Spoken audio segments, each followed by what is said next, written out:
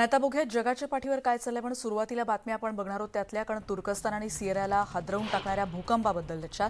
कारण दक्षिण तुर्कीमध्ये आणि युद्धानं उद्ध्वस्त झालेल्या उत्तर सिरियामध्ये या भूकंपामुळे उद्ध्वस्त झालेल्या आणि त्याचबरोबर विनाशकारी भूकंपामुळे इमारतींच्या ढिगाऱ्याखाली अडकलेल्यांना शोधण्याचं काम इथे सुरू आहे. तुर्कस्तानच्या गाझियान्टेप शहरात ढिगारे उपसताना बचाव कार्याचं काम तिथे बचाव पथकाचं सुरू आहे. हा एकूण आकडा तुर्कस्तान आणि सिरियाचा 15,000च्या पार गेलाय.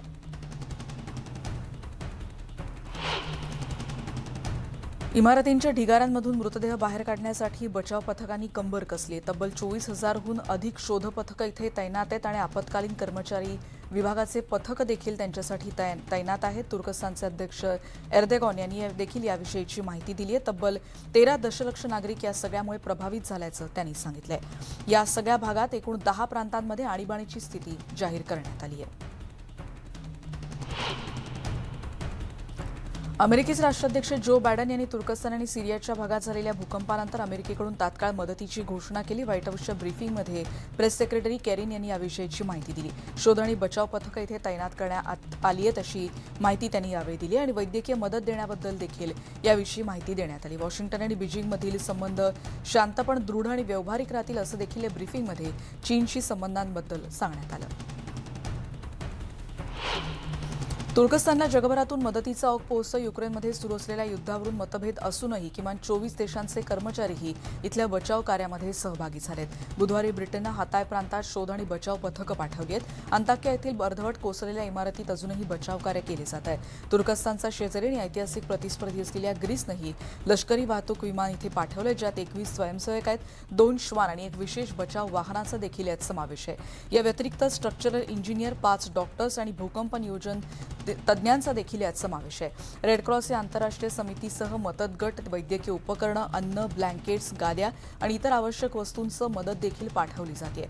एका दशकाहून अधिक काळातील जगातला सर्वात प्राणघातक हा भूकंप ठरला आणि यातल्या मृतांची संख्या बुधवारी 12,000च्या पार पोहोचली होती. पण आता हा भूकंपातल्या बळींचा संख्या 15,000च्या पार पोहोचली आहे.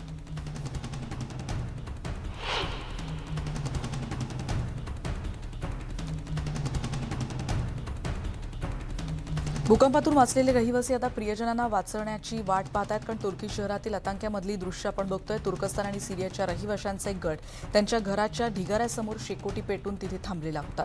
या इमारतीमध्ये एकूण 24 फ्लॅट्स होते, पण ते भूकंपात सगळेच्या सगळे कोसळलेत. इथले रहिवासी 45 वर्षीय सेराप यांनी याविषयीची माहिती दिली. आई आणि भावासह अनेक जण ढिगाऱ्याखाली अडकलेत. रहिवाशांनी स्वतः देखील काही ठिकाणी ढिगारा साफ करण्याचा प्रयत्न केलाय, पण त्यांच्याकडे योग्य ती साधनं नव्हती आणि त्या यंत्राद्वारे काम सुरू झाल्याचं त्यांनी सांगितलंय. आंतरराष्ट्रीय समुदायानं मोठ्या पातळीवर मदत करण्याचं आवाहन इथले नागरिक करतायत. त्यांना कडाक्याच्या थंडीचाही सामना करावा लागतोय.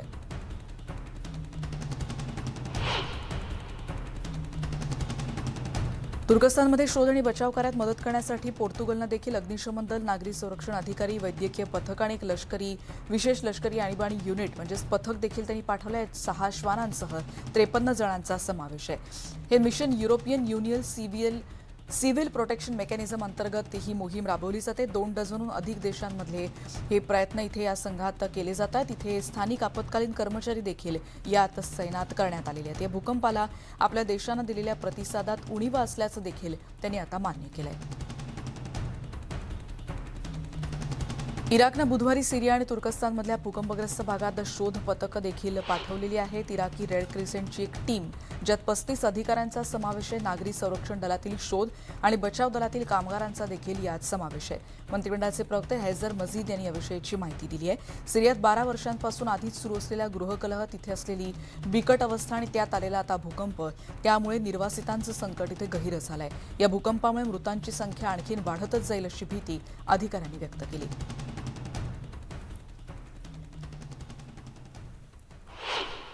आणि थेट जातोय राज्यातल्या एका बातमीकडे. गोंदियामधल्या एका कार्यक्रमामध्ये सध्या देवेंद्र फडणवीस संवाद साधतायत. स्वतंत्रता के बाद कई ऐसे लोग हुए जिन्होंने देश और समाज के निर्माण में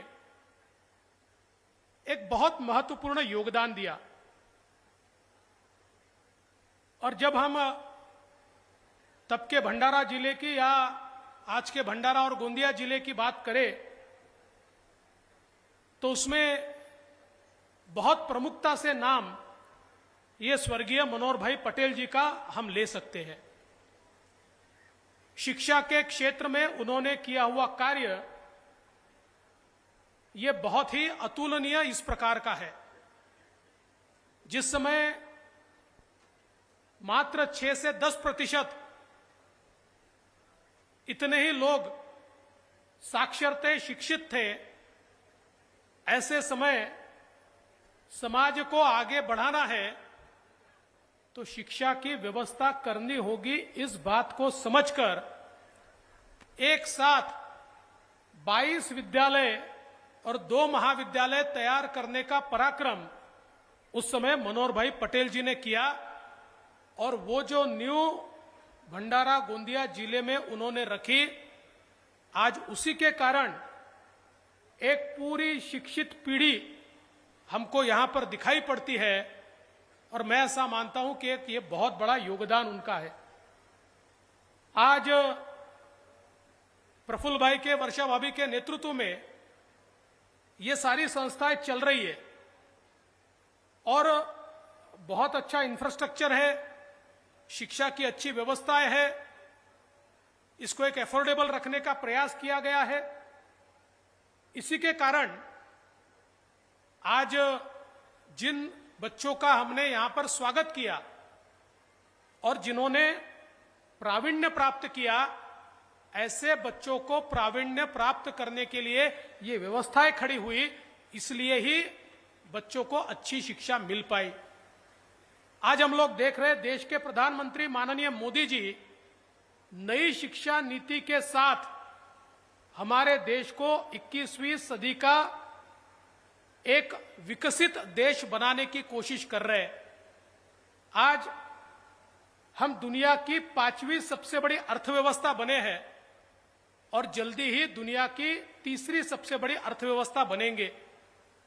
लेकिन अगर सबसे अच्छी अर्थव्यवस्था या बड़ी अर्थव्यवस्था बनना है तो उसके लिए सबसे महत्वपूर्ण होता है मानव संसाधन, ह्यूमन रिसोर्स, जो केवल और केवल शिक्षा के माध्यम से और कौशल के माध्यम से तैयार हो सकता है।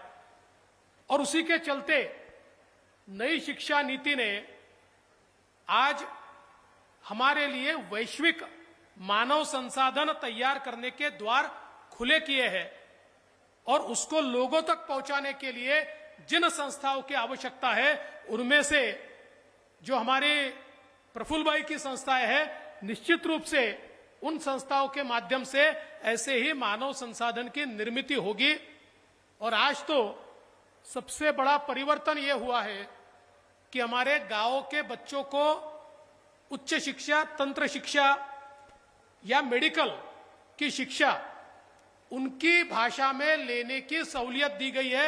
जल्दी ही महाराष्ट्र सरकार ये मराठी में मेडिकल एजुकेशन शुरू कर रही है, इंजीनियरिंग शुरू कर रही है, पॉलिटेक्निक शुरू कर रही है। तो जहां ऐसा नहीं है कि अंग्रेजी का महत्व कम होगा, अंग्रेजी का महत्व है ही, लेकिन जो बच्चे अंग्रेजी आती नहीं इसलिए बुद्धि होते हुए भी जो बच्चे पढ़ नहीं पाते, इंजीनियरिंग मेडिकल नहीं कर पाते, उनको अब उनकी भाषा में, मराठी में, हिंदी में, कन्नड़ में, तेलुगु में, मारवाड़ी में, गुजराती में, सारी भाषाओं में उच्च और तंत्र शिक्षा लेने की सहूलियत आज हमारे प्रधानमंत्री जी ने उपलब्ध कराई है। मेरा प्रफुल्ल पटेल यांचे दिवंगत वडील मनोहरभाई पटेल यांच्या 117व्या जयंती दिनानिमित्तानं या कार्यक्रमाचं आयोजन करण्यात आलेलं होतं आणि या कार्यक्रमात देवेंद्र फडणवीस आता संवाद साधत होते। बघूयात आता इतरही बातम्या, बघूयात जगाच्या पाठीवर काय घडते। आधी आपण बातम्या बघितल्या तुर्कस्तानबद्दलच्या आणि आता बघूयात सिरियामध्ये काय चालली आहे सध्या परिस्थिती, कारण सिरियामध्ये देखील प्रचंड विध्वंस झाले आहे। भूकंपग्रस्त भागात ढिगाऱ्याखालून वाचलेले नागरिक आणि मृतदेह बाहेर काढण्याचं काम स्वयंसेवक आणि इथल्या नागरी संरक्षण पथकाकडून अविरत केलं जात आहे। अवजड यंत्रसामग्री आणि सज्ज आणि अनुभवी पथकांचा अभाव इथे प्रचंड जाणवतो आणि त्यामुळे बचाव कार्यात अडथळे येत आहेत। शाकीर यांच्या कुटुंबातील पत्नी आणि तिघांना बाहेर काढण्यात आले, पण इतरही त्यांच्या नातेवाईकांना बाहेर काढण्याची इथले नातेवाईक वाट बघतायत। 7.8 तीव्रतेच्या शक्तिशाली भूकंपामुळे तुर्कस्तान आणि शेजारच्या सिरियाचा एक मोठा भाग हादरून गेलाय। प्रचंड जीवितहानी इथे झाली आहे। आग्नेय तुर्की आणि उत्तर सिरियाला सोमवारी बसलेल्या विनाशकारी भूकंपानंतर रुग्णालयात जखमींची संख्या वारंवार वाढतीये. ढिगाऱ्यातून वाचलेल्यांना इथे दाखल केलं जात आहे. सिरियन अमेरिकन मेडिकल सोसायटीद्वारे बाब अल हवा रुग्णालय चालवलं जात आहे. 50 तास ढिगाऱ्याखाली अडकलेल्या गाना अल अब्दो या तरुण मुलीला हेरेम शहरातून इथे आणण्यात आलंय. तिच्या कुटुंबातील सर्व सदस्य भूकंपाचे बळी ठरलेत. युक्रेनचे राष्ट्राध्यक्ष व्लादिमीर झेलेन्स्की यांनी बुधवारी अचानक ब्रिटनला भेट दिली. विमानतळावर पंतप्रधान ऋषी सुनक यांनी त्यांचं स्वागत केलं. दोन्ही नेत्यांमध्ये पंतप्रधानांचं अधिकृत निवासस्थान 10 डाउनिंग स्ट्रीटवर चर्चा झाली. झेलेन्स्की यांनी ब्रिटनच्या संसदेतही भाषण केलं. त्याचबरोबर बकिंगहॅम पॅलेसमध्ये त्यांनी प्रिन्स चार्ल्स यांची भेट घेतली. या दोघांची पहिलीच भेट आहे. युक्रेनला सगळ्या प्रकारच्या पुरवठ्याची गरज आहे. केवळ विमानच नाही तर दारुगोळा आणि लांब पल्ल्याच्या क्षेपणास्त्रांची देखील गरज युक्रेनला असल्याचं यावेळी झेलेन्स्की म्हणाले. ऋषी सुनक आणि युक्रेनचे राष्ट्राध्यक्ष व्लादिमीर झेलेन्स्की यांनी इथल्या लष्करी तळाला देखील भेट दिली. युक्रेनच्या सैन्याला चॅलेंजर 2 या रणगाड्यांचं प्रशिक्षण देण्यात येणार आहे आणि ही रणगाडे युक्रेनच्या लढाईत अग्रभागी दिले जाणार आहेत. ब्रिटनच्या संसदेत भाषण देताना झेलेन्स्कींनी युक्रेनच्या वॉर हिरोच्या निमित्तानं ब्रिटनचे जनतेचे आभार मानलेत. युद्धाच्या पहिल्या दिवसापासून आमच्या सोबत ब्रिटन आहे आणि तुमच्या मदतीबद्दल तुमचे आभार कसे मानावे हे मला कळत नाही असंही ते म्हणालेत. रशिया या युद्धात पराभूत होईल असा विश्वास त्यांनी व्यक्त केला आणि आपल्या विजयानंतर संपूर्ण जग बदलेल असंही ते म्हणालेत. युद्धाची धग वाढल्यानंतर ब्रिटनचे माजी पंतप्रधान बोरिस जॉन्सन यांनी आम्हाला मदत करण्यासाठी बऱ्याच देशांना एकत्र आणलं. गेल्या वर्षी फेब्रुवारीमध्ये रशियाच्या हल्ल्यानंतर युरोप त्याचबरोबर अमेरिका आणि ब्रिटन चांगले मित्र बनल्याचं झेलेन्स्की म्हणालेत. ब्रिटननं रशियावरचे जे नवीन निर्बंध लागू केले त्याबद्दलही प्रशंसा केली. अमेरिका आणि चीनमधला तणाव एकीकडे वाढतोय आणि चीनच्या ग्लोबल टाइम्सनं या सरकारी वृत्तपत्राच्या माध्यमातून अमेरिकेला इशारा दिलाय. जपानमध्ये क्षेपणास्त्र तैनात केली तर चीन त्याला चोख प्रत्युत्तर देईल असा इशारा चीननं दिलाय. चीनी बलून संदर्भातली बातमी आहे. या संदर्भात खबरदारी घेण्यात आली होती आणि यूएसच्या नदन कमांडकडून याविषयीचं स्पष्टीकरण देण्यात आलं. जास्तीत जास्त खबरदारी यावेळेला घेण्यात आलेली होती. हा बलून 200 फूट उंच होता आणि त्याखालील सेन्सर पिलॉटचा आकार इथल्या जेटलायनर इतका होता असं देखील त्यांनी यावेळी म्हटलंय.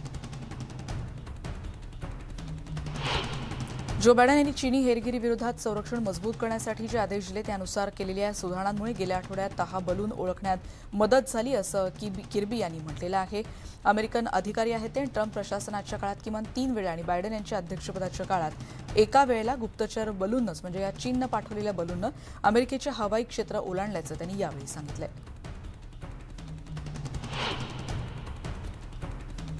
उत्तर कोरियाचे नेते किम जोंग उन यांनी आपल्या सैन्याला आपल्या लढाऊ सरावाचा आणखीन त्याची व्याप्ती वाढवण्याचा विषय सांगितला आणि युद्धाची तयारी आणखीन करण्याचे आदेश त्यांनी दिलेत. किम यांनी सोमवारी सत्ताधारी वर्कर्स पार्टीच्या सेंट्रल मिलिटरी कमिशनच्या बैठकीच्या अध्यक्षस्थानी ते बोलत होते. उत्तर कोरिया लष्करी परेडची आता योजना आखत असल्याचं देखील अशी चिन्ह असल्याची शक्यता असतानाच ही बैठक झालेली आहे आणि त्यामुळे याला विशेष महत्त्व आहे. आणि यानंतर एक ब्रेक घेऊन इतर बातम्यांचा आपण पुन्हा भेटणार आहोत. पहा फक्त न्यूज 18 लोकमत.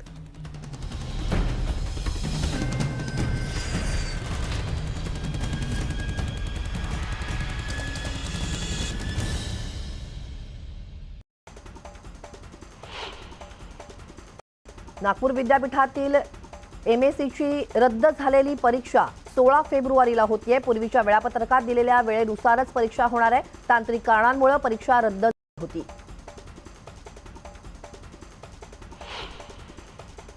बीडच्या गेवराई तहसील कार्यालयातील शेतजमिनींची महत्त्वाची कागदपत्र जीर्ण होऊन त्यांचे तुकडे झालेत. त्यामुळे गेवराईतील शेतकरी तसंच अधिकारी आणि कर्मचारी त्रस्त आहेत. फेरफार, सातबारा आणि खासरा जमिनीचे अभिलेख जतन करण्याची मागणी शेतकऱ्यांकडून केली जाते.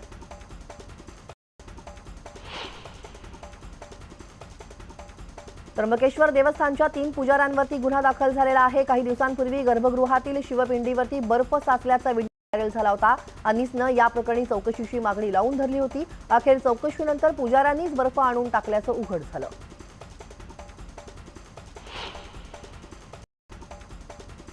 सांगली बाजार समितीत बेदाणा सौद्यात तब्बल 50 टन नवीन बेदाण्याची आवक झाली आहे. यावेळी झालेल्या सौद्यात बेदाण्याला 160 ते 271 रुपये प्रति किलो इतका दर मिळाला आहे. नंदुरबारमधील देवमोगरा पुनर्वसन परिसरात वन्य प्राण्यांना पकडण्यासाठी लावण्यात आलेल्या सापळ्यामध्ये बिबट्या अडकल्याचं समोर आलं. वन्य प्राण्यांमुळे पिकाचं होणारं नुकसान टाळण्यासाठी शेतकऱ्यांनी पिंजरा लावला होता, मात्र त्यात बिबट्या अडकला.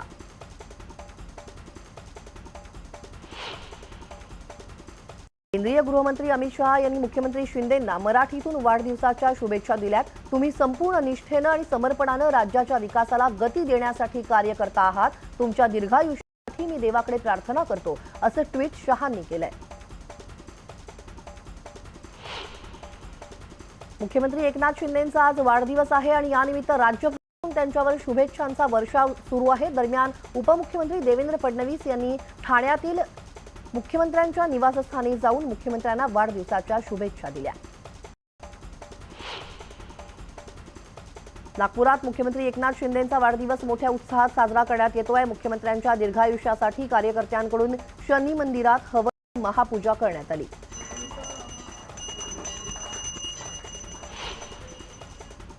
आमदार प्रकाश सुर्वेंनी सफाई कर्मचाऱ्यांसोबत केक कापत मुख्यमंत्री एकनाथ शिंदेंचा वाढदिवस साजरा केला. इतकंच नव्हे तर कांदिवलीमधील ठाकूर व्हिलेज इथं प्रकाश सुर्वेंनी रस्त्याची स्वच्छता देखील केली.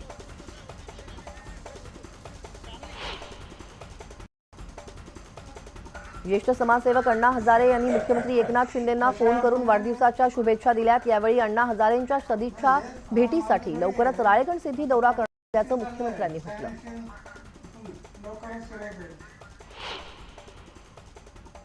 मुख्यमंत्री एकनाथ शिंदेंवर राज्यभरातून शुभेच्छांचा वर्षाव करण्यात येतोय. एकनाथ शिंदेंना स्टोन आर्टिस्ट सुमन दाभोळकर यांनी खास शुभेच्छा दिल्यात. त्यांनी एकनाथ शिंदेंचं खास स्टोन आर्ट तयार केलंय.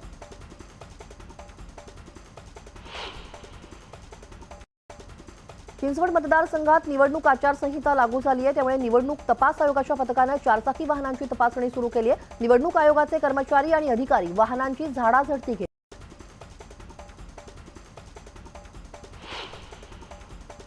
पिंपरी चिंचवड विधानसभा मतदारसंघातील पोटनिवडणुकीत बंडखोर उमेदवार राहुल कलाटेंचा प्रचार थंडावलेला आहे.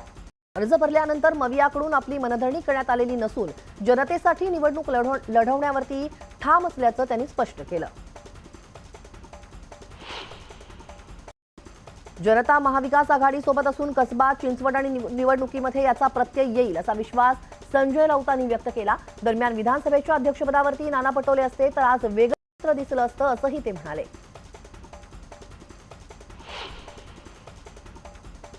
काँग्रेस हायकमांडकडून बंडखोर उमेदवार बाळासाहेब दाभेकर यांची मनधरणी करण्यात आली आहे. अडचणीत आहे, उमेदवारी मागे घ्या अशी विनंती वरिष्ठ नेत्यांनी केली आहे.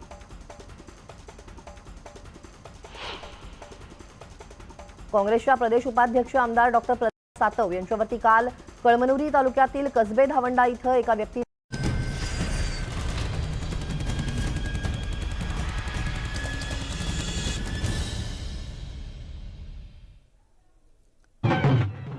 मीरा भाईंदरची ही दृश्य सध्या आपण बघतोय आणि उद्धव ठाकरे सध्या आपल्याला या दृश्यांमध्ये दिसत आहेत. आणि इथल्या जैन मंदिरामध्ये देखील ते जाणार आहेत आणि त्याच पार्श्वभूमीवर त्यांचं आता काही क्षणांपूर्वी इथे आगमन झाल्याची ही दृश्य आहेत. कालच त्यांनी पत्रकार परिषदेत एकीकडे संवादही साधलेला होता आणि आता उद्धव ठाकरे आज या सगळ्या निमित्तानं काही संवाद साधाय का याकडे देखील लक्ष असेल. मीरा भाईंदरमधली ही दृश्य आहेत. स्थानिक नेते देखील आपण बघतोय या ठिकाणी हजर आहेत आणि इथे जैन मंदिराला देखील ते भेट देणार आहेत. जैन मंदिराच्या उद्घाटन सोहळा इथे पार पडणार आहे आणि ज्याच्यासाठी उद्धव ठाकरे आता मीरा भाईंदरमध्ये पोहोचलेत. काही वेळातच या मुख्य कार्यक्रमाला सुरुवात होते. विजय देसाई आमचे प्रतिनिधी आता आपल्या सोबत आहेत. विजय, कसं असणार आहे या कार्यक्रमाचं स्वरूप?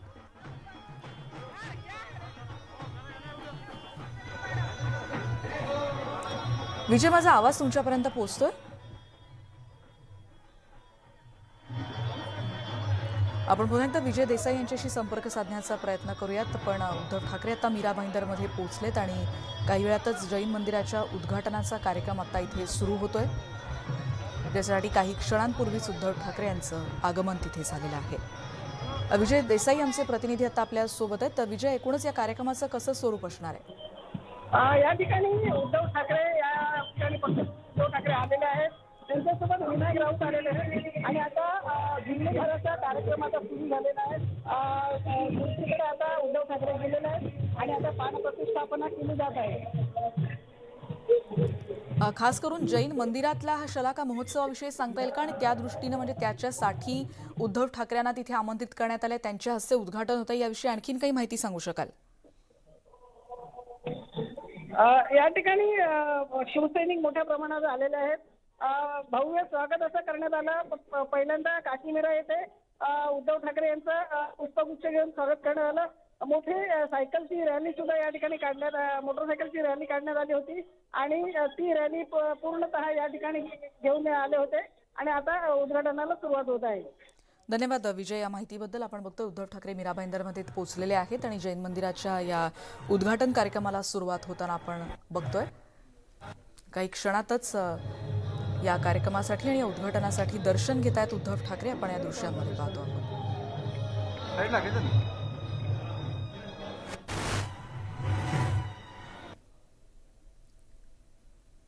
त्यामुळे उद्धव ठाकरेंचं मीरा भाईंदरमध्ये आगमन झालं आणि जैन मंदिराच्या उद्घाटन कार्यक्रमासाठी ते काही वेळापूर्वीच पोहोचलेत.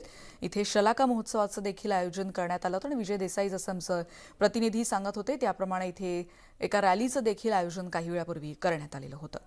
आणि हा मूळ उद्घाटनाचा कार्यक्रम ज्याच्या आधी जैन मंदिरात उद्धव ठाकरे आता दर्शन घेताना आपल्याला दिसत आहेत.